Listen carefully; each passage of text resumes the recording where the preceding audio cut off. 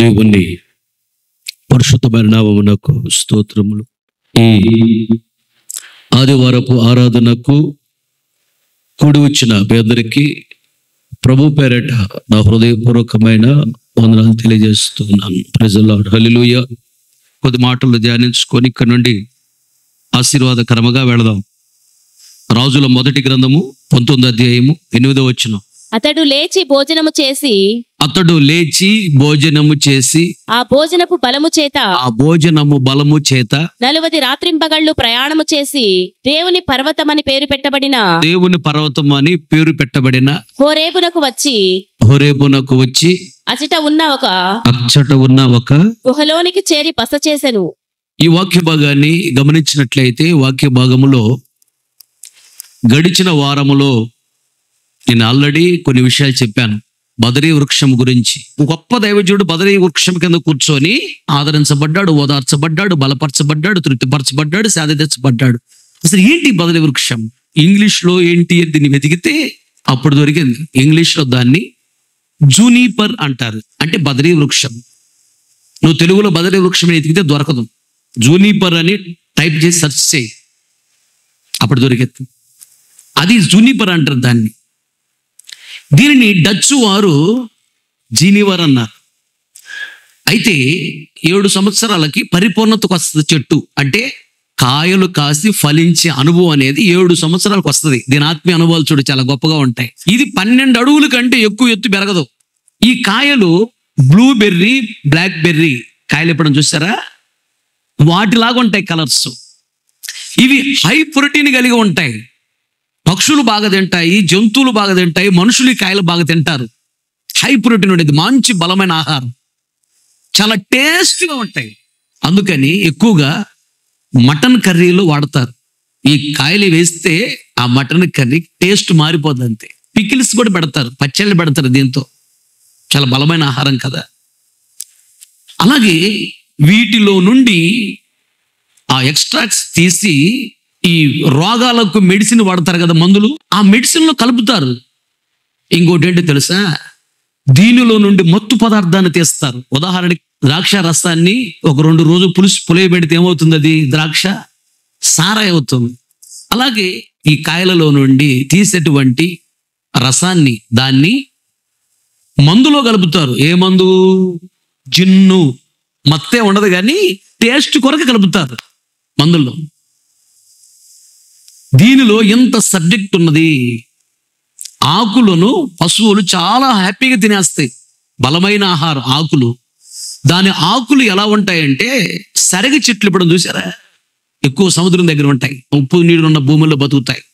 సరగ చెట్టు ఆకుల్లాగా ఉంటాయి. ఒకటి. రెండోది ఇంగ్లీష్ పూలు తెలుసా? ప్రాగుతూ ఉంటాయి. ఇంగ్లీష్ పూలు ఎర్రగా ఉంటాయి, పింక్ కలర్, భూమి మీద పాగుతుంటాయి. ఆ ఇంగ్లీష్ పూలు యొక్క ఆకులు ఎలా ఉంటాయి? అలా ఉంటాయి. ఇన్ని ఆత్మీయతలు ఉన్నాయి ఈ చెట్టులో. నేను ఆశ్చర్యపోయాను. అప్పుడు ఈ చెట్టులో ఉన్నటువంటి ఆత్మీయతలను గురించి ప్రార్థన చేస్తున్నప్పుడు దేవుడు నా హృదయంలో ఉంచినటువంటి మాటను, కొన్ని మాటలు మీకు చెప్పాలని నేను ఇక్కడ నిలబడి ఉన్నాను. ఇది ఇసుక భూముల్లోనే పెరుగుతుంది. పెద్దగా నీళ్ళు అవసరం లేదు దీనికి. బాగా పెరుగుతాయి, గుట్లగా పెరుగుతాయి. ఇవి నీడనిస్తాయి. ఈ చెట్టు కింద కూర్చున్నాడు ఆయన. ఎంతో ఆలోచించాడు, ఎంతో బాధపడ్డాడు, ఏదైనా చెందాడు. ఆ చెట్టు క్రిందే ఆదరించబడ్డాడు, ఓదార్చబడ్డాడు, బలపరచబడ్డాడు, తృప్తిపరచబడ్డాడు, సేద తీర్చబడ్డాడు. చూడు ఇన్ని అనుభవాలు ఉన్నాయి. చెట్టు క్రిందే నిద్రపోతున్న ఆయన మేలుకొలవబడ్డాడు. చెట్టు క్రిందే ఆయనకి రొట్టె ద్రాక్షరసం పెట్టాడు దేవదూత వచ్చి. చెట్టు క్రిందే దేవదూత వచ్చి మాట్లాడాడు ఈయనతో డైరెక్ట్గా దేవదూత వచ్చాడు. ఇంకెవరు లేరు అక్కడ భోజనం పెట్టడానికి. ఆయనకి డైరెక్ట్గా దేవదూత దిగొచ్చాడు పరలోకం నుండి. వచ్చి లేపాడు, లే అని డైరెక్ట్గా దేవదూత లేపాడు. డైరెక్ట్గా దేవదూత మాట్లాడాడు చెట్టు క్రింద. ఈ బదరీ వృక్షము దేనికి సాదృశ్యంగా ఉన్నది అంటే మన మందిరమునకు సాదృశ్యంగా ఉన్నది. దేవునికి స్తోత్రం. హల్లెలూయా. బదరీ వృక్షం కింద అన్ని అనుభవాలు పొందుకొని ఆ తర్వాత దేవుని పర్వతం అనబడిన హోరేబుకి వెళ్ళాడు. బదరీ వృక్షం అనబడిన ఈ మందిరములో ఇన్ని అనుభవాలు నేర్చుకొని హోరేబు అనబడిన పరలోక రాజ్యానికి మనము వెళ్ళాలి. దేవునికి స్తోత్రం. హల్లెలూయా.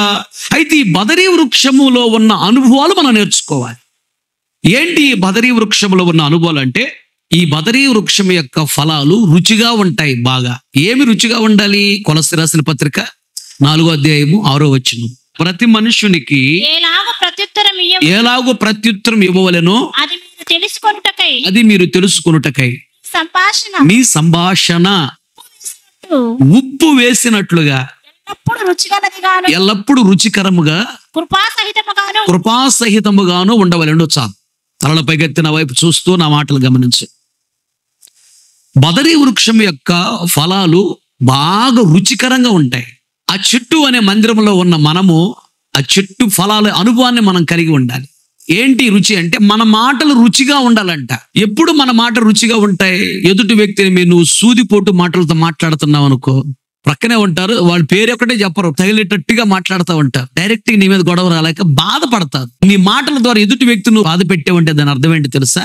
నీవు నరహత్య చేస్తున్నావు అని అర్థం.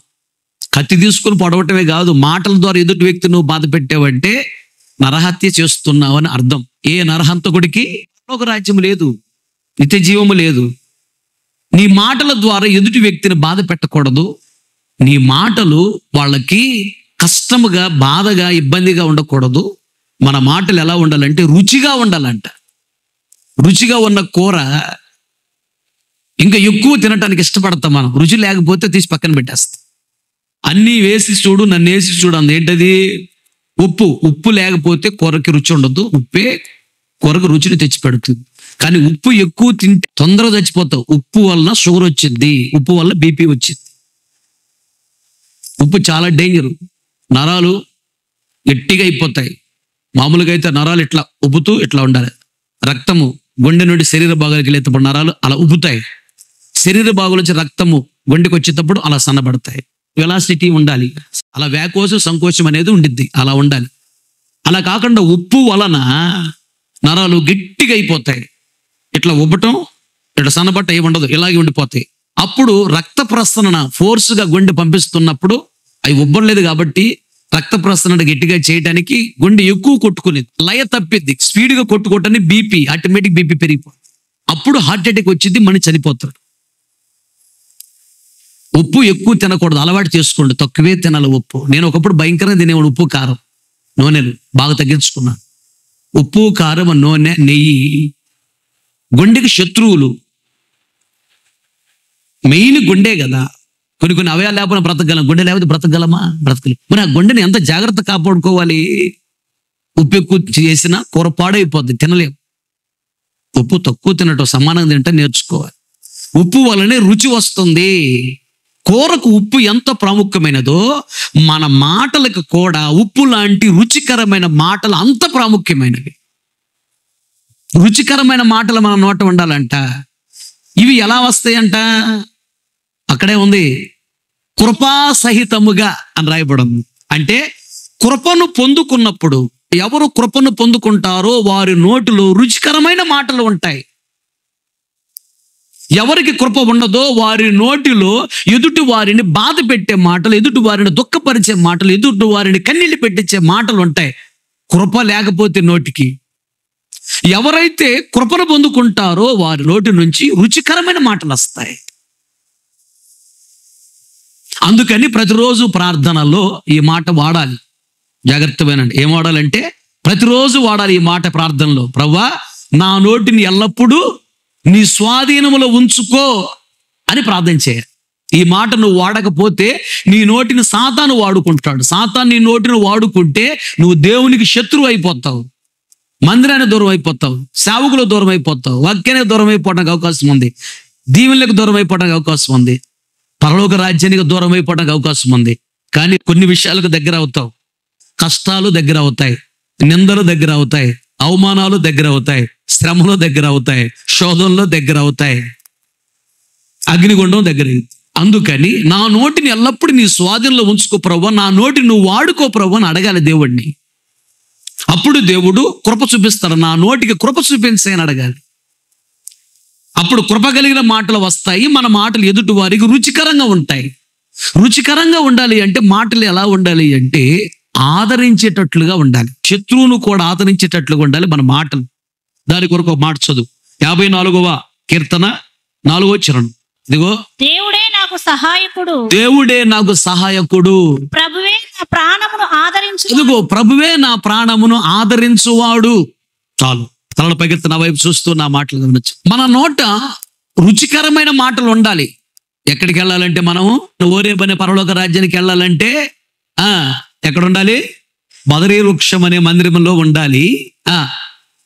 ఎలా ఉండాలి? ఫలాలు కలిగినటువంటి చెట్టు అంటే ఫలాలు కలిగినటువంటి జీవితం కలిగిన వారు పరలోక రాజ్యానికి వెళ్తారు. ఆత్మ ఫలాలు కలిగిన వ్యక్తులు ఎలా ఉంటారు? ఆ ఫలాలు ఎలా ఉన్నాయి చూడు. ఆ చెట్టు ఫలాలు, బదరీ వృక్షం యొక్క ఫలాలు టేస్ట్గా ఉన్నాయండి. ఫలభరితమైన జీవితం చేసే వాళ్ళు కూడా ఎలా ఉంటారంటే రుచికరమైన మాటలు కలిగి ఉంటారు. ఎదుటి వారిని నీ మాటల ద్వారా దుఃఖపరిచి కన్నీళ్లు పెట్టించి సూదిపోటు మాటలు మాట్లాడి నువ్వు పగపగ నవ్వుకుంటున్నావు అంటే ఫలభరితమైన జీవితం నీలో లేదు. బదరీ వృక్ష ఫలాలు నీ దగ్గర లేవు. మాటల్లో టేస్ట్ లేదు. ఫలభరితమైన జీవితం లేదు. పరలోక రాజ్యానికి వెళ్ళలేవు. నువ్వు జాగ్రత్త. దేవుని దీవెనలు పొందలేవు. సాతాను వాడుకుంటున్నాడు నోటిని, జాగ్రత్త.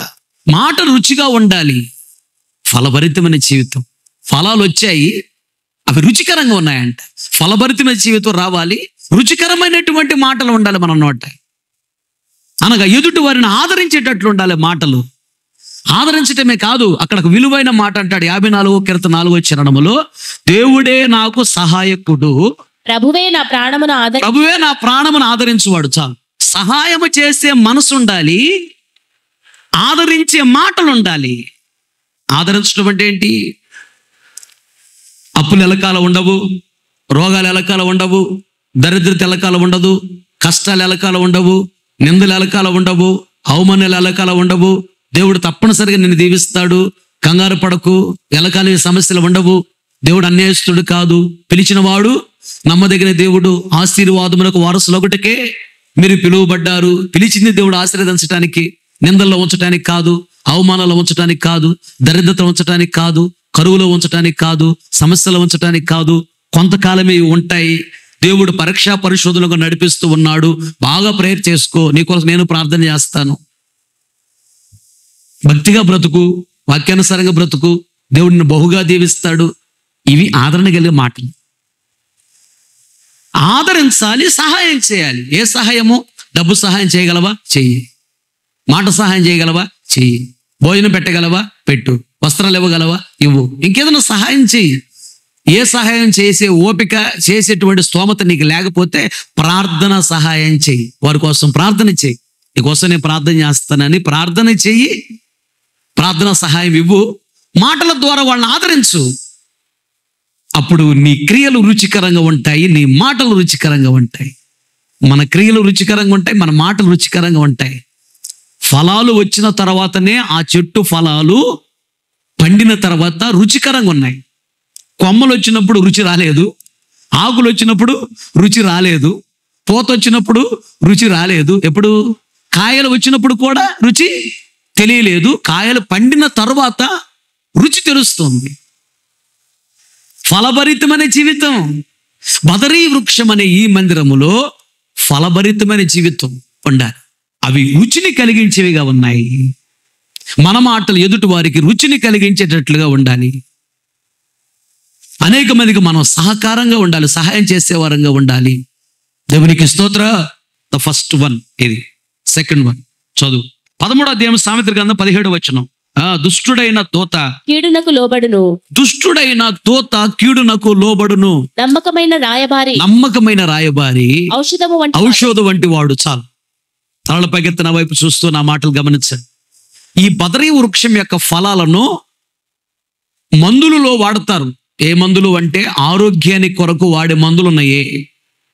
ఎక్కువగా కడుపు సంబంధమైన అజీర్తి చేసిన, కడుపులో మంట అనిపించిన, లేదా అభాషణ అయినప్పుడు కూడా, అవటానికి కాదు, అభాషణ అయినప్పుడు ఆ ఇబ్బంది ఏదైనా ఉంటే కడుపులో,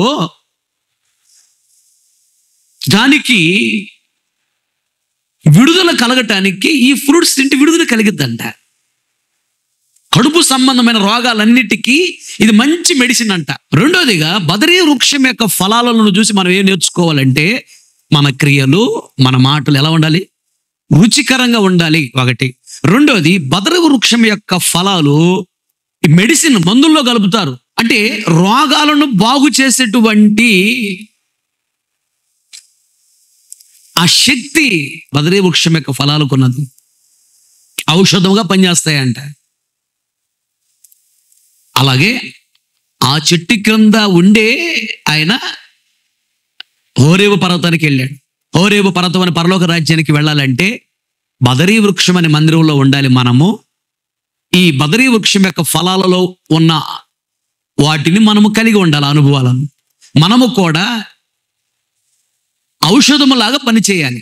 ఎదుటి వ్యక్తికి ఒక సమస్య వచ్చినప్పుడు మనము మనం మాట్లాడామంటే, మన ప్రార్థన చేస్తే సమస్య నుంచి విడుదల కలగాలి, రోగాల నుంచి విడుదల కలగాలి. చాలా జాగ్రత్తగా గమనించాలి. ఔషధములాగా పనిచేస్తున్నాయి అంట బదరీ వృక్షం యొక్క ఫలాలు. మన క్రియలు, మన మాటలు, మనమే ఒక ఔషధములాగా ఉండాలి. రోగులను స్వస్థపరిచేటువంటి ఔషధలాగా మనం ఉండాలి. అనేక మందికి విడుదల, అనేక మందికి స్వస్థత కలుగునట్లుగా దేవుడు మనల్ని ఒక మందులాగా వాడుకోవాలని, మెడిసిన్ లాగా వాడుకోవాలని ఆశపడుతున్నాడు. అలా వాడబడాలంటే ఎలా ఉండాలంట? నమ్మకముగా ఉండాలి. చెప్పాలి, ఎలా ఉండాలి? నమ్మకమైన రాయబారి, నమ్మకమైన సేవకుడు, నమ్మకమైన సేవకురాలు. నీలో నమ్మకత్వం ఉన్నప్పుడు దేవుడు నిన్ను ఒక మందులాగా వాడుకుంటాడు. నువ్వు ఒక వ్యక్తితో మాట్లాడినప్పుడు వాళ్ళకి సమస్య నుంచి విడుదల కలుగుతుంది. ప్రార్థన చేసినప్పుడు నీ ద్వారా వాళ్ళకి దెయ్యాల నుంచి విడుదల కలుగుతుంది, రోగాల నుంచి విడుదల కలుగుతుంది. నిన్ను ఒక మందులాగా వాడుకుంటాడు ఈ బదరీ వృక్షం ఫలాల్లాగా. అలా వాడుకోవాలంటే నువ్వు నమ్మకస్తురాలుగా ఉండాలి. వెనుకొండ వస్తున్న మందిరానికి వచ్చా సేవ చేయటానికి. నాకంటే ముందున్న పాస్టర్ గారు 16,000 ఇస్తున్నాడు నెలకి అన్నకి దశంభాగం. పెద్దగా రావన్న, పల్లెటూరు జనం కదా అన్నాడు. సరేలే అన్న. నేను ప్రార్థన చేసి, పరిచర్య కొరకు నేను ధారాళంగా ఇవ్వాలి ప్రభువా, నాకు ఇవ్వు, నేను అన్నకి ఇవ్వాలి ప్రభువా, ధారాళంగా ఇవ్వాలి, నేను పరిచర్యలో సపోర్ట్గా ఉండాలి నేను అని అడిగా. మొదటి నెలలో నాకు 22,000 వచ్చి 2,000 ఖర్చులు కుంచుకొని ఏసానికి 20,000 ఇచ్చా.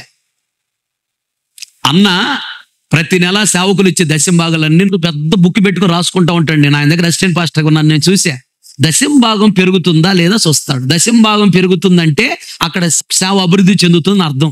సంఘం డెవలప్ అవుతుందంటే సేవకుడు కష్టపడుతున్నాడని అర్థం. సేవకుడు తిన్నెత్తరపోతుంటే సంఘము అభివృద్ధి చెందదు. సంఘం అభివృద్ధి చెందకపోతే దశంభాగం పెరగదు. సరే, సంఘం అభివృద్ధి చెందుతుంది కానీ దశంభాగం పెరగట్లేదంటే ఈ పాస్టర్ డబ్బులు ఇట్లేదు, ఇటు దొంగతనం దాచిపెట్టుకుంటున్నాడు అని అర్థం. దాన్ని బట్టి అన్న చెప్పేస్తాడు ఈడు ఆత్మీయుడా కాదా అని. డైరెక్ట్ చెప్పేస్తాడు సేవకుల మీటింగ్లో. ఒక సంఘానికి పంపించాను ఒకడిని, 2 సంవత్సరాలు అక్కడే ఉన్నాడు, దశంభాగం పెరగట్లా. దశంభాగం పెరగట్లేదంటే దాని అర్థం ఏంటి? సంఘం పెరగట్లా. సంఘం పెరగట్లేదంటే పాస్టర్ కష్టపట్ల తిని నిద్రపోతున్నాడు. లేదా సంఘం పెరుగుతుంది కానీ దశంభాగం నాకు ఈటల్లా, దాచిపెట్టుకుంటున్నాడు. ఈడు దొంగ, ఈడు పరలోక రాజ్యానికి వెళ్ళడు. పరిశుద్ధమైన స్థలం నిలబడి చెప్తున్నా, దశంభాగం తీస్తాను నేను. తీయకపోతే పరలోక రాజ్యం లేదని దేవుడు నాతో చెప్పాడు. నాకెందుకు లేనిపోయింది? దేవుడు కావాలంటే అవసరానికి ఆయన ఇస్తాడు. లక్షలు ఇవ్వగలడు, కోట్లు ఇవ్వగలడు. ఆయనకు అసాధ్యమైన ఏముంది? ఇవ్వగలడు. నేను ఆయన దృష్టిలో దొంగగా ఉండి నరకానికి పోకూడదు. దేవుడి రాజ్యంలో ఉండాలంతే. దేవుడి రాజ్యం కొరకే కదా ఎంత బాగా కష్టపడుతుంది. డబ్బులు అవసరమైతే ఆయన ఇస్తాడు. ఎన్ని ఇబ్బందులు ఉన్నా నేను ముట్టుకోను, దశంభాగం తీసి పక్కన పెడతా. కొంత అమౌంట్ అయిన తర్వాత ఆ అమౌంట్ ఫోన్ పే ద్వారా పంపించేస్తా. కనుక దశమ భాగము నువ్వు తీయకపోతే నువ్వు నమ్మకస్తురాలువు కాదు, నువ్వు నమ్మకస్తుడువు కాదు, నీకు పరలోక రాజ్యం లేదు. అంతే. మలాకి గ్రంథం 3వ అధ్యాయం 12వ వచనంలో ఉంటే దేవుని తెలుసా? అప్పుడు ఆనందకరమైన దేశములో నీవు నివసించేదవు, నీ పంటను పురుగు పుట్టనివ్వను. 10వ వచనంలో నామో దశమ భాగం ఇవ్వు. 9వ వచనంలో అంటాడు ఈ జనులందరూ నా యొద్ద దొంగిలించునే, అందరూ దొంగిలిస్తూ ఉన్నారు. దొంగలు అన్నాడు దేవుడు. ఎవరంట? దశంభాగం ఇవ్వని వారు దొంగలు అన్నాడు. దొంగకు పరలోక రాజ్యం ఉండిద్దా? నువ్వు ఎంత భక్తి చేసి ఉపయోగం ఏముంది, నువ్వు ఎంత సేవ చేసి ఉపయోగం ఏముంది? పోయేది నరకాన్ని. తెలుసా? ఇక్కడే క్లియర్గా అర్థమైపోతుంది. అద్దం ముందు నిలబడంగానే తెలిసిపోద్ది. ఎవరో చెప్పాల్సిన అవసరం లేదు మన అందం ఏంటో. అద్దం ముందు తెలిసిపోదా? అలాగే అద్దం అనే వాక్యం ముందు నిలబడుతున్నావు. ఇప్పుడు అద్దం అనే వాక్యం నిలబడగానే నువ్వు పరలోక రాజ్యానికి వెళ్ళవో ఇక్కడే డిసైడ్ అయిపోతుంది. దేవుడు నిన్ను నమ్మాడు, నిన్ను నమ్మి ఉద్యోగం ఇచ్చాడు, నిన్ను నమ్మి నీకు వ్యాపారం ఇచ్చాడు, నిన్ను నమ్మి నీకు చేతులు కళ్ళని బాగా ఇచ్చాడు. ఎందుకు తెలుసా? నీవు సంపాదించి సంఘానికి సపోర్ట్గా ఉంటావని. దేవుడు నీకు ఉద్యోగం ఇచ్చాడు. నీకన్నా బాగా చదువుకున్న వాళ్ళు ఖాళీకి తిరుగుతున్నారు, సరైన చదువు లేకపోతే ఉద్యోగం ఇచ్చాడు. ఎందుకు ఇచ్చాడంటే నువ్వు సంఘానికి సపోర్ట్గా ఉంటావు, మందిరానికి సపోర్ట్గా ఉంటావు, సేవకులకు సపోర్ట్గా ఉంటావు. నీకు ఇస్తే మొత్తం దాచిపెట్టుకుంటున్నావు. దేవుడికి ఇవ్వకుండా, మందిరానికి ఇవ్వకుండా, సంఘానికి ఇవ్వకుండా ఒకే ఒక బిరుదిస్తున్నాడు దేవుడు, నువ్వు దొంగవి. కానీ దశంభాగం తీస్తే ఎలా ఉంటారంట? ఆకాశ వాకిళ్ళు విప్పి ఆ, పట్టజాలని నువ్వు పట్టుసానంత విస్తార దేవుళ్ళు కొట్టిగట్టిగా చెప్పట్లా. ఆమె దశంభాగం ఇచ్చే వాళ్ళందరికీ గొప్ప ఊరట. ఏంటో తెలుసా? ఈ రోజు దరిద్రత ఉన్నా, కరువులో ఉన్నా, కష్టాల్లో ఉన్నా, కన్నీళ్ళలో ఉన్నా గుర్తుపెట్టుకో, రాబో దినాల్లో నీ పిల్లలు చాలా గొప్పవారు అవుతారు. ఆమె ఒక ప్రవచనంలాగా చెప్తున్నా, ధైర్యంగా చెప్తున్నా. వాస్తవం ఇది. దేవుడు వాక్యము తప్పిపోద్దా? నిరర్థకమైద్దా? కాదు. మొదటి వారం ఏసానికి 20,000 ఇచ్చా, 3 నెల పెరుగుతుంది. నేను ట్రాన్స్ఫర్ అయ్యేటప్పుడు ఏసానికి 95,000 ఇచ్చా. 2,000 ఉంచుకుంటాను ఖర్చులకి, మొత్తం అన్నకిస్తా పరిచర్య వాడటానికి. 2.5 సంవత్సరం ఉన్నాను వస్త్ర మందిర వెనుకొండలో. నేను ట్రాన్స్ఫర్ అయ్యేటప్పుడు 95,000 ఇచ్చే నెలకి. సంఘం పెరిగిందా లేదా? సేవ పెరిగిందా లేదా? అది నన్ను నమ్మి ఆడ పెట్టాడు. వీడు సేవను డెవలప్ చేస్తాడు. నేను గోరంట్లో వస్త్ర మందిరంలో సేవ చేస్తున్నప్పుడు అన్న పిలిచి, నేను వినుకొండ పంపిస్తున్నాను రా అన్నాడు. వెళ్తానన్నా అన్నాను. అది ఎవరు పోయి నా సేవ డెవలప్ కావట్లేదు, నీ మీద నాకు నమ్మకం ఉంది, నిన్ను నమ్మి నేను అక్కడ పెడుతున్నా, ఆ సేవ నువ్వు డెవలప్ చేయాలన్నాడు. చేస్తానన్నా అన్నాను. కుర్చోళ్ళ మందిరం కట్ల, ఈ కన్నా సీనియర్లు 5 పాస్టర్లు ఫెయిల్ అయ్యారు, నేను నమ్మి పంపిస్తున్నాను, నువ్వు కుర్చోళ్ళ మందిరం కడతావు వెళ్ళు అన్నాడు. కట్టాను మందిరం, కుర్చోళ్ళు. నిన్ను నమ్మి ఒక పని మీద పంపిస్తే సేవకుడుగా నేను ఒక మాట చెప్పాను, నిన్ను నమ్మి ప్రాణం పోయినా ఆ మాట ఇంకో చోట చెప్పకూడదు. అదే నమ్మకత్వం అంటే. నిన్ను నమ్మి నీకు చెప్పాను నేను. నిన్ను నమ్మి నిన్ను ఒక సేవకుడుగా, సేవకుడు నా దగ్గర చేర్చుకున్నానా, నిన్ను నమ్మి నా దగ్గర పెట్టుకున్నానా, నువ్వు చిన్ని చిన్ని విషయాలు పట్టుకొని, చిన్ని చిన్ని విషయాలు చూసి బయటికి వెళ్ళి చెడ్డగా చెప్పి సంఘాన్ని పాడు చేయకూడదు. నువ్వు నమ్మకస్తురాలు కాదు, నమ్మకస్తుడు కాదు. ముందు గుండె ఎలా పలికింది తెలుసా? Lub dub. ముందు లబ్, తర్వాత డబ్బు. లబ్ అంటే పరిపూర్ణత. మనం పరిపూర్ణతకి ఎదగాలని దేవుడు కోరుకుంటున్నాడు. ఆ తర్వాత డబ్బు అనే ఐశ్వర్యం అది తర్వాత. ముందు నేను భక్తులు ఎదగాలి, పరిశుద్ధతలో ఎదగాలి, ప్రార్థనలో ఎదగాలి, పరిపూర్ణతకి ఎదగాలి, దేవుడి దగ్గర నమ్మకస్తులుగా ఉండాలి, మంచి సాక్షి సంపాదించుకోవాలి, నేను పరలోక రాజ్యానికి వెళ్ళాలి. ఈ జీలు ఉండాలి, ఈ తీర్మానం ఉండాలి, ఈ ఆశ ఉండాలి గుండెల్లో, ఈ నిరీక్షణ ఉండాలి గుండెల్లో. లబ్బు, యేసై కలిగిన పరిపూర్ణతకి ఎదగాలి, లబ్బు ఉండాలి. తర్వాత డబ్బు. కొందరికి గుండె పొద్దుగూకులే, లబ్బు లేదు ఇంకా. ఒకటే డబ్బు డబ్బు డబ్బు డబ్బు, తర్వాత జబ్బు జబ్బు, తర్వాత ఇంటి ముందుల టెంట్, ఆ తర్వాత నరకం. చాలా జాగ్రత్తగా ఉండు. డబ్బు బాగా సంపాదించాలని ఆశ కలిగిన వాళ్ళంట తమను తాము పొడుచుకొని చచ్చిపోయారంట. అవసరాన్ని బట్టి దేవుడు ఇస్తాడు. సీరియస్గా చెప్పాడు ఒకసారి ప్రభు నాకు దర్శనంలో. మందిరం కట్టేటప్పుడు దశంభాగం తీలా, మందిరాన్ని ఖర్చు పెట్టా. ప్రభు అన్నాడు, పరలోక రాజ్యం రావు నువ్వు అన్నాడు. గుండె జల్లుమాను. పెళ్లి పెట్టగల మానే సమస్తాన్ని విడిచిపెట్టి రాత్రి పోలు కష్టపడుతుంది అంటయ్యా, పరలోక రాజ్యం కోసమే కదా, నాకు ఎందుకు ఇవ్వ ప్రభా, తప్పి ఉంటే చెప్పు సరి చేసుకుంటా ప్రభా అంటే, నువ్వు దశంభాగం తీయట్లేదు అన్నాడు. మందిరానికి ఖర్చు పెడుతున్నాను ప్రభా, మందిరానికి కూడా ఖర్చు పెట్టమన్నాడు. నేను దశంభాగం నువ్వు ఖర్చు పెట్టకూడదు, నేను ఇస్తా మందిరానికి కట్టు, దశంభాగం నువ్వు ఖర్చు పెట్టకూడదు, అది ఆజ్ఞ. నువ్వు నా మాట వింటావా వినవా అని ఒక ఆజ్ఞ పెట్టా, అక్కడ పరీక్ష పెట్టా. దశంభాగం నువ్వు తీస్తూ ఉంటే ఈరోజు ఏమి లేకపోయినా రాబోయే నెలలో నా దేవుడు మీ పిల్లలను గొప్పగా దీవిస్తాడు. ఆమె అంత నమ్మకంగా ఉన్నాను కదా, దశంభాగం విషయంలో నమ్మకస్తుడిగా ఉన్నాను కదా. దేవుడు నాకేమన్నా మినిస్టర్లు తక్కువ చేశాడా? మినిస్టర్లో సుక్కల్లో చంద్రులాగే ఉన్నా, ఇక్కడ కూడా సుక్కల్లో చంద్రులాగే ఉన్నాను. ప్రజలాడు హల్లెలూయా చెప్పాలి గట్టిగా, హల్లెలూయా. కారణం ఇది, డబ్బుల విషయంలో నమ్మకస్తుడు అంతే. నాకు దేవుడే ముఖ్యం, దేవుడి మాట ముఖ్యం అంతే, డబ్బులు ముఖ్యం కాదు. దేవునికి స్తోత్రం. ఆ చదువు ఒక మాట అక్కడ 28వ అధ్యాయం 20వ వచనం సామెతల గ్రంథం. నమ్మకమైన వానికి దీవెనలు మెండుగా కలుగును. చాలు, నువ్వు నమ్మకస్తుడిగా ఉన్నావు. డబ్బుల విషయంలో, పరిచర్య విషయంలో, ఏదైనా పరిచర్య ఉందా నీకు తెలుసు, ఏ పని ఉన్నా లేకపోయినా తప్పించుకొని తిరుగుతున్నావు అంటే నువ్వు నమ్మకస్తుడు కాదు. సంపూర్ణ రాత్రి ఉపవాస ప్రార్థన ఉందంటే కమ్మకు తిని నిద్రపోతున్నావు అంటే నువ్వు నమ్మకస్తురాలు కాదు. సంపూర్ణ రాత్రి ఉపవాస ప్రార్థన ఏర్పాటు చేసింది నీ కోసం, మీ జీవితాలు బాగుపడాలి, మీ కుటుంబాలు బాగుపడాలని. సరే, ఉదయాన్నే ఏదైనా ఇంపార్టెంట్ పని ఉన్నా కనీసం సంపూర్ణ రాత్రి ఉపవాస ప్రార్థనకు వచ్చి 12 గంటల దాకా ఉండి వాక్యం విని వెళ్ళు అంటున్నాను. ప్రతి నెలకు ఒక పాస్టర్ని పిలిపిస్తా ఉంటాను నేను. అది కట్టడలు, ఆజ్ఞలు, విధులు ప్రకారం నడిస్తేనే పరలోక రాజ్యం తెలుసా. 101వ కీర్తన 6వ వచనం. నా యొద్ద నివసించినట్లు దేశములో నమ్మకస్తులైన వారిని నేను కనిపెట్టుచున్నాను. చాలు, నమ్మకస్తులు ఎవరైనా ఉన్నారా వెతుకుతున్నాడు. ఎందుకంటే నా దగ్గర, నా రాజ్యములో, నా సింహాసనం మీద, నా ఒడిలో నివసించటానికి నమ్మకస్తులు ఎవరైనా ఉన్నారా అంటే, నమ్మకస్తులకు మెండైన దీవెనలో నమ్మకస్తులకే పరలోక రాజ్యంలో సింహాసనము. దేవునికి స్తోత్రం, హల్లెలూయా. అయితే ఈడొక మాట చూడు, లూకాసు వార్త 16వ అధ్యాయము 10వ వచనం.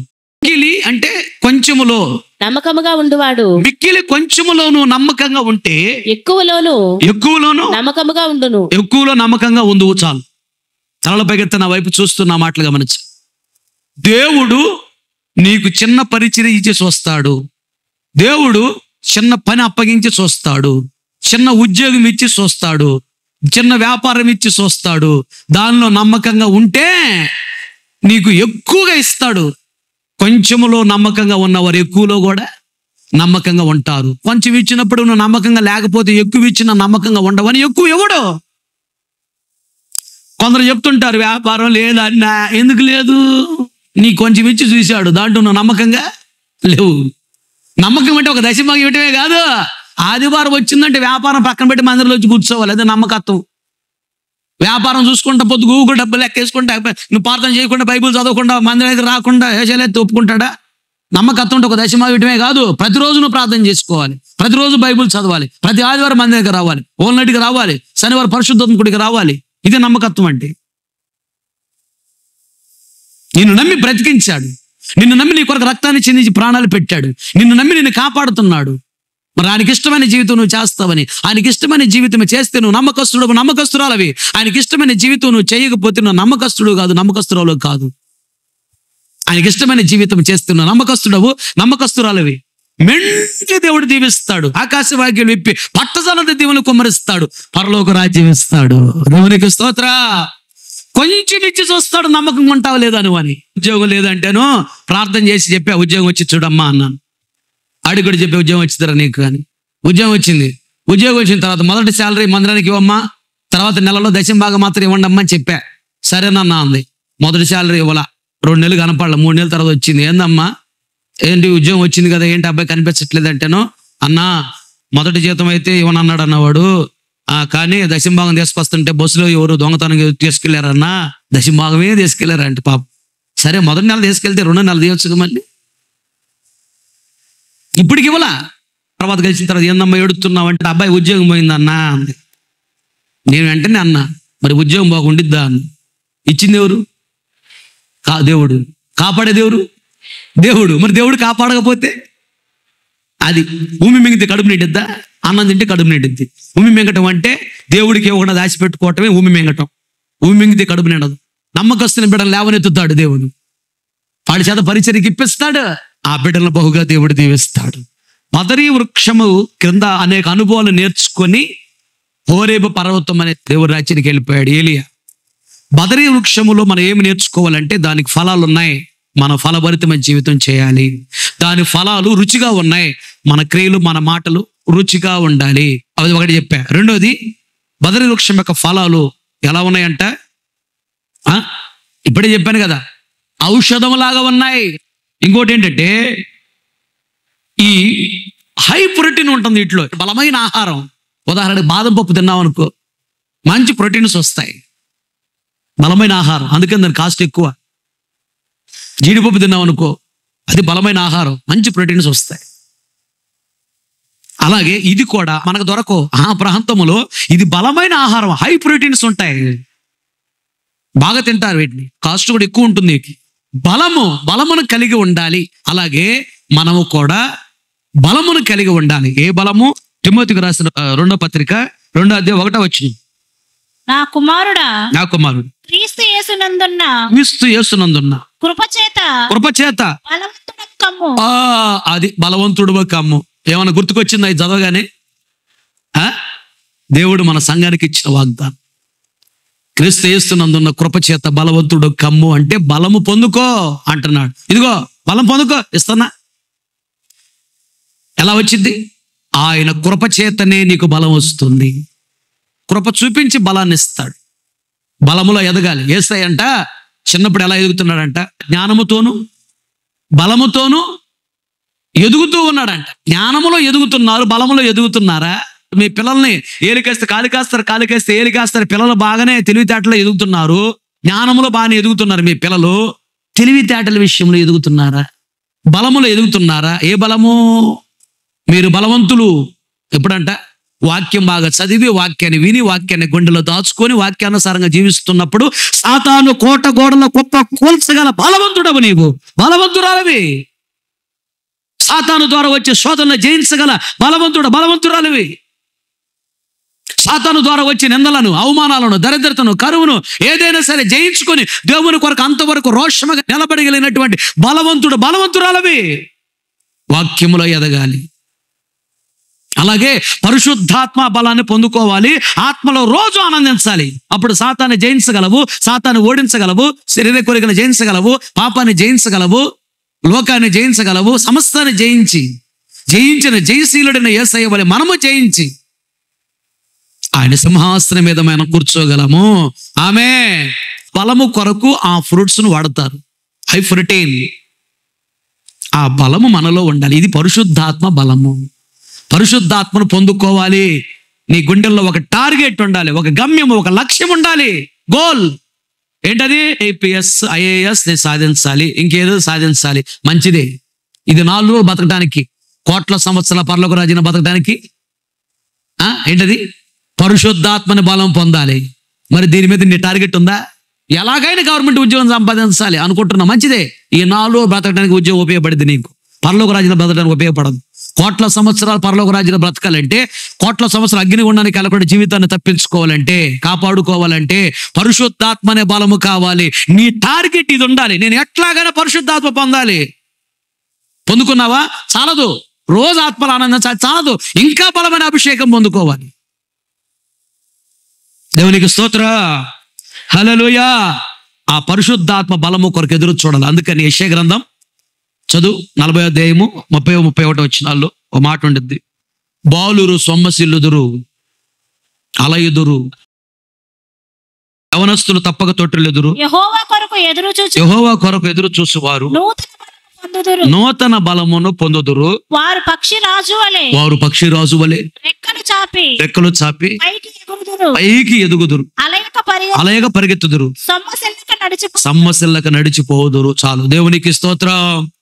చెప్పాలందరూ గట్టిగా హల్లెలూయా, హల్లెలూయా. గమనించండి. బాలురు సొమ్మసిల్లుదురు, అలయుదురు, అలిసిపోతారండి బాలురు. యవనస్తులు తప్పక తొట్టిల్లుదురు. ఎందుకు యవనస్తులు తప్పక తొట్టిల్లుదురు తెలుసా? సాతాను గాడికి యవనస్తులే కావాలి.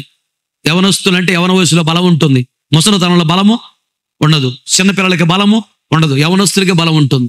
అందుకని యవనస్తులే కావాలి సాతానికి, వాడు పరిచయలు వాడుకోవటానికి. దేవుడు కూడా యవనస్తులే కావాలి ఆయన పరిచయలు వాడుకోవటానికి. చిన్నపిల్లలు పనికిరారు యేసయ్యకి, ముసలోళ్ళు పనికిరారు. ఎవరు కావాలి ఆయనకి? యవనస్తులే కావాలి. అందుకని ఆదామును దేవుడు పుట్టించేటప్పుడు డైరెక్ట్ ఎలా పుట్టించాడు?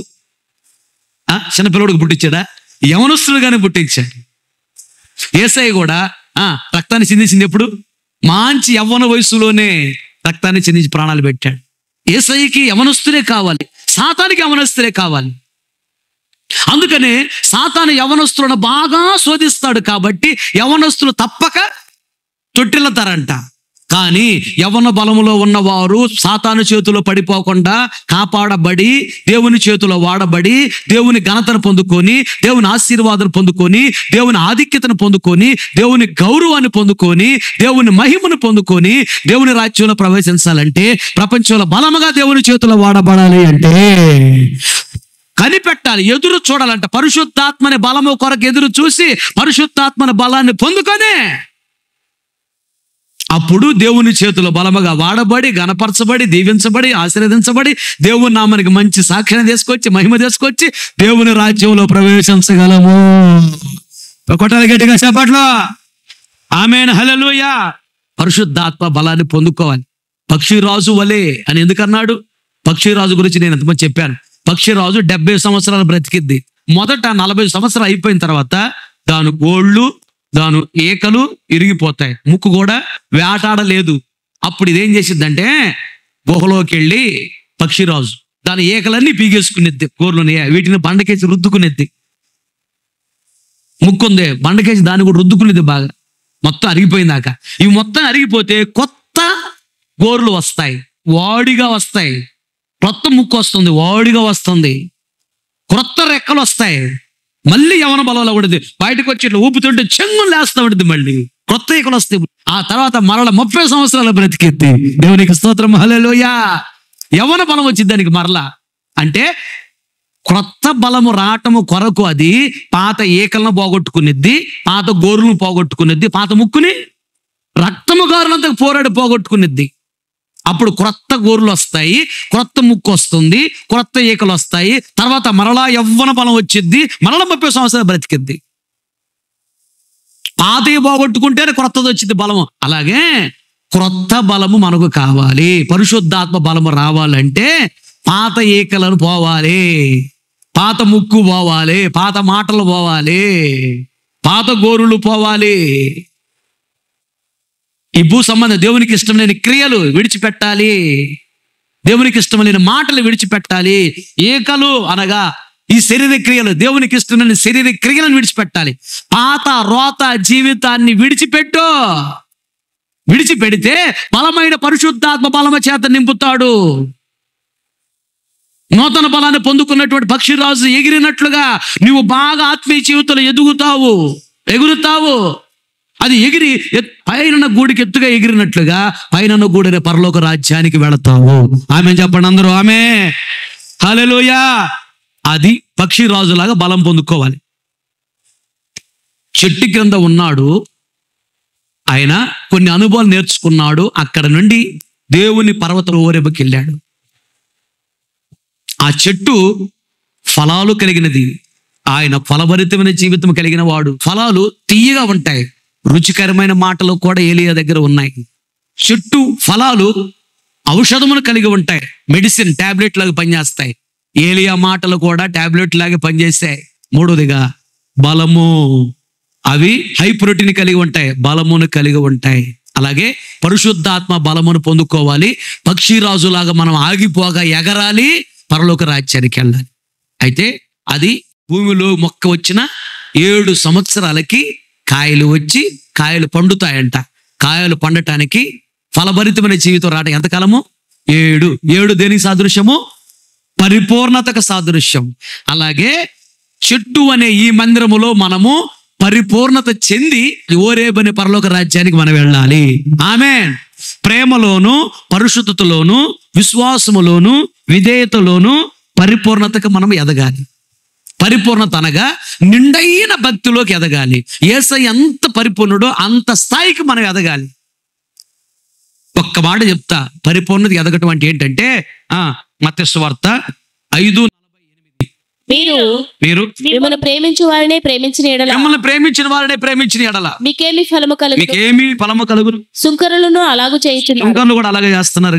మీ సహోదరులకు మాత్రము వందనము చేసిన ఎడల, నీ సహోదరులు నీకు వందనం చేస్తున్నారు, నువ్వు కూడా వందనం చెప్తున్నావు.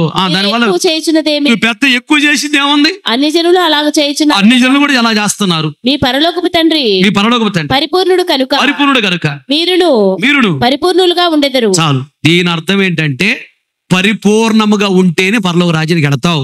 పరిపూర్ణతకి ఎదగాలి. పరిపూర్ణత అంటే అర్థం ఏంటంటే వందనాలు చెప్పిన వాళ్ళకి వందనాలు చెప్పావా, అది భక్తి. అన్ని జనులు కూడా చెప్పుకుంటా గుడ్ మార్నింగ్ సరంగా గుడ్ మార్నింగ్ అంటాడు. మనం ఏంటంటే ప్రైజ్ లాడ్ అంటుంటాం. ప్రైజ్ లాడ్ అంటే నువ్వు ప్రైజ్ లాడ్ అన్నావు అనుకో, అన్ని జనులు కూడా అలాగే చెప్పుకుంటున్నారా, దానిలో పెద్ద భక్తి ఏమి లేదు. చెప్పని వారికి కూడా నువ్వు చెప్పాలి. ఆవిడ నీకు వందనాలు చెప్పట్లేదా, గర్వంగా మూతి తిప్పుకొని తిరుగుతుందా, కనపడంగానే ప్రైజ్ లాడాను. ప్రైజ్ లాడ్ అంటే నీకు తగ్గిపోయేది ఏముంది? ప్రైజ్ లాడ్ అర్థమేంటి తెలుసా? దేవుని స్తోత్రం అర్థం. దేవునికి స్తోత్రం అనగానే దేవుడు దిగి వస్తాడు, కృప వచ్చింది నీ మీదకి, మేలు జరిగిద్ది. వందనాలు అన్నావు అంటే దాని అర్థం ఏంటి తెలుసా? దేవుని ఆజ్ఞను పాటిస్తున్నావు, నువ్వు దీవించబడతావు, పరలోక రాజ్యానికి వెళతావు. వందనాలు చెప్పకుండా ఆమెను చూడడానికి తిప్పుకుంటున్నావు అంటే నీకు పరలోక రాజ్యం ఉండదు, దీవెన. ఎవరికి నష్టం? వందనాలు చెప్పకపోతే నీకు నష్టం, ప్రైజ్ లాడ్ చెప్పకపోతే నీకు నష్టం. ఇప్పుడు అర్థమైందా? గర్వంతో చెప్పట్లేదు, తగ్గించుకుని నువ్వే వందనాలు చెప్పు, తగ్గించుకుని నువ్వు స్తోత్రం చెప్పు, ప్రైజ్ లాడ్ చెప్పు. తనతో తగ్గించుకున్న వాళ్ళు హెచ్చించబడతారు. దేవుని ఆజ్ఞను నువ్వు పాటిస్తున్నావు కాబట్టి దేవుడు నిన్ను బహుగా దీవిస్తాడు. అలా ఇంకోటి ఏంటి తెలుసా? ఆత్మీయ జీవితంలో ఎదిగిన పరిపూర్ణులు అంటే ఎవరంటే శత్రువు కూడా వందనాలు చెప్తారు. దేవునికి స్తోత్రం. శత్రువు దగ్గర తగ్గించుకొని మాట్లాడతారు. పరిపూర్ణతకి ఎదిగిన వాళ్ళు ఇలా ఉంటారు, వీళ్ళే పరలోక రాజ్యానికి వెళతారు. తలవంచండి, ప్రార్థన చేసుకో. మహాగణుడా, మహోన్నతుడా, నిత్య నివాసి, స్తోత్రం. ఎంతైనా నమ్మదగిన దేవుడవు కదా. ఈ మధ్యాహ్న కాల సమయంలో ఆత్మస్వరూపికి మా మధ్యకి దిగి వచ్చి విదాసుడుగా నన్ను మరుగుపరచి బహుతేటగా మీరు మాట్లాడిన మాటలను బట్టి నీకు స్తోత్రాలు చెల్లిస్తున్నాను. బదరి వృక్షమును మా ముందు ఉంచారు. బదరి వృక్షము కింద కొన్ని రోజులు గడిపి ఆ తర్వాత దేవుని పర్వతం అనబడినటువంటి హోరేబునకు ఏలియా వెళ్ళాడని మీరు మాకు తెలియజేస్తూ వచ్చారు ప్రభువా. తండ్రి, అలాగే బదరి వృక్షం అంటే మందిరమునకు సాదృశ్యం ఉన్నదని, హోరేబు పర్వతం అంటే పరలోక రాజ్యానికి సాదృశ్యం ఉన్నదని, బదరి వృక్షం అనేటువంటి ఈ మందిరములో మేము గడిపి హోరేబు పర్వతం అని మీ రాజ్యానికి మేము రావాలని మీరు నేర్పించినందుకు స్తోత్రం. బదరి వృక్షం కింద అనేక అనుభవాలు నేర్చుకున్నట్లుగా అలాగే బదరి వృక్షములో ఉన్న అనుభవాలను మేము నేర్చుకోవాలని మీరు మాకు నేర్పించారు. దేవా స్తోత్రం. బదరి వృక్షములు ఫలాలు కలిగి ఉన్నాయని, అలాగే మేము ఫలభరితమైన జీవితం చేసేవారుగా ఉండాలని మీరు మాకు నేర్పించారు. ఫలాలు రుచికరంగా ఉంటాయని, మా క్రియలు మా మాటలు ఉప్పివేసినట్టు రుచికరంగా ఉండాలి, కృపాసహితంగా ఉండాలని దేవా మీరు మమ్మల్ని హెచ్చరించినందుకు స్తోత్రం స్తోత్రం. రెండోదిగా బదరి వృక్షం యొక్క ఫలాలు దేవా రోగాన్ని నుంచి విడిపించడానికి ఔషధంగా పనిచేస్తాయని మీరు మాకు తెలియజేశారు. అలాగే మేము కూడా మా మాటలు, మా ప్రవర్తన రోగాన్ని నుంచి విడిపించడానికి, దెయ్యాల నుంచి విడిపించడానికి, సమస్య నుంచి విడిపించడానికి, ఎదుటి వారిని విడిపించడానికి ఔషధంలాగా మేము ఉండాలి, మారాలని మీరు మాకు తెలియజేశారు. మేము ఔషధంలాగా మీ చేతిలో వాడబడాలంటే నమ్మకస్తులుగా ఉండాలని మీరు తెలియజేశారు ప్రభువా. అన్ని విషయాల్లో నమ్మకంగా ఉండాలని, మమ్మల్ని నమ్మి మీరు అప్పగించినటువంటి ఈ పరిచర్య, మమ్మల్ని నమ్మి మీరు అప్పగించినటువంటి ఈ సేవను జాగ్రత్తగా చేసి నీ రాజ్యానికి మేము అనేక మంది తీసుకురావాలని తెలియజేసినందుకు స్తోత్రం స్తోత్రం స్తోత్రం అయ్యా. మూడోదిగా బదరీ వృక్షం ఫలాలు హై ప్రోటీన్ కలిగి ఉంటాయని, బలము కొరకు వాటిని తింటారని, బలాన్ని ఇస్తాయని, అలాగే పరిశుద్ధాత్మ అనే బలాన్ని మేము కలిగి ఉండాలని, ఉన్న అభిషేకం చాలదు ఇంకా మంచి అభిషేకం పొందుకోవాలని, జీవితంలో టార్గెట్ అంటూ ఉంటే, జీవితంలో లక్ష్యం అంటూ ఉంటే పరిశుద్ధాత్మ అభిషేకాన్ని తప్పనిసరిగా నేను పొందాలి.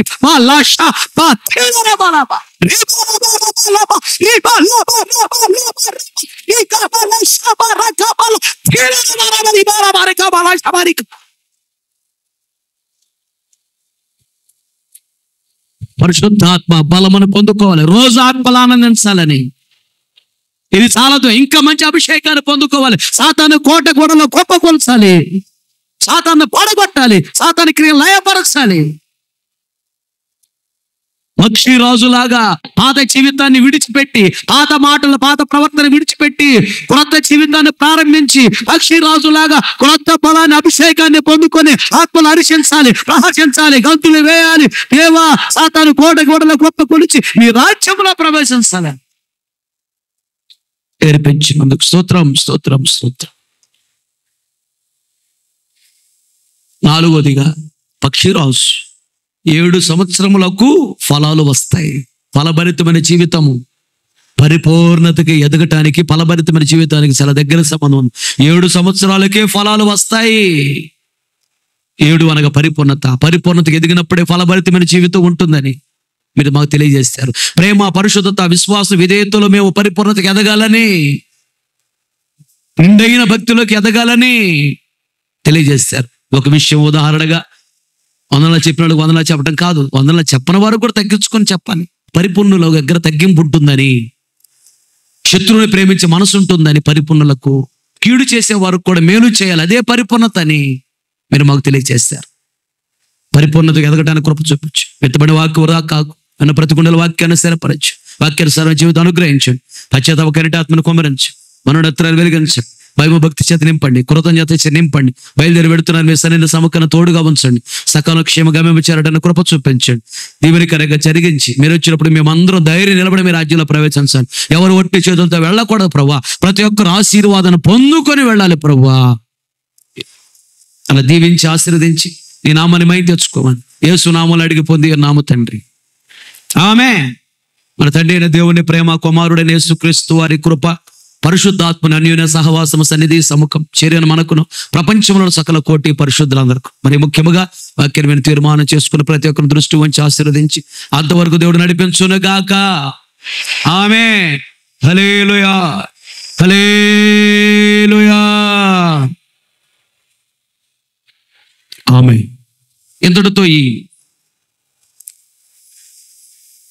ఆదివారం ఆరాధన ముగించబడింది. ఓపికతో వాక్యం మీ అందరికీ ప్రభు పేరిట నా హృదయపూర్వకమైన వందనాలు తెలియజేస్తాను.